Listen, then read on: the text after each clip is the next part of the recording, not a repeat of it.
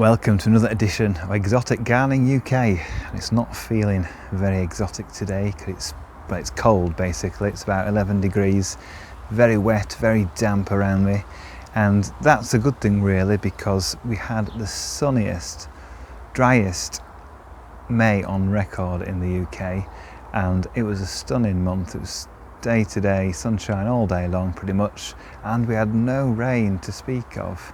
So the garden was so dry, and thankfully this weekend, Friday, Saturday, Sunday, we've had lots of heavy showers. We've had a bit of hail, which wasn't wanted, but we've had such a good downpour, lots of drizzle, and the ground now is completely soaking.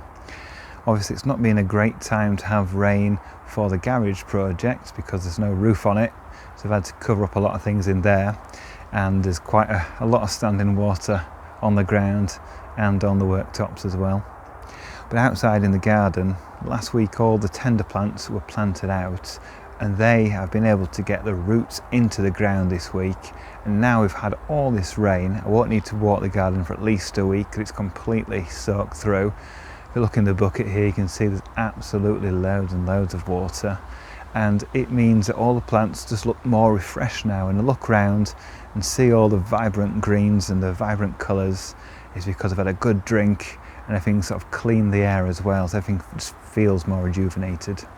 And we're not having a proper episode this week because the ground it's proper wet and it's cold, and I'm not going to be doing lots in the garden today because it's just, thankfully now it's just stopped raining to make this video in the afternoon, but it's been chucking it down all morning. I've not had a chance to get out in the garden at all until now. So there's lots of things I want to be getting on with. So I want to move some of those Trachycarpus princeps palms from around the big jabea, because if you remember a few months ago I cut through all the roots around, like a trench around, just to sever the roots in preparation for moving them. Now we're ready to move them, so I'll be doing that in next week's episode hopefully. And I want to also pot up some of my palm trees, some of the smaller ones. Some look very good and healthy, some look like they need a boost, and they all need potting up into a bigger size pot. So that'll be coming up in next week's episode as well, fingers crossed. So I'm just going to show a few of the nice foliage plants and some of the nice flowers that we've got in the garden. I've gone around taking a few nice images of those, so here they are.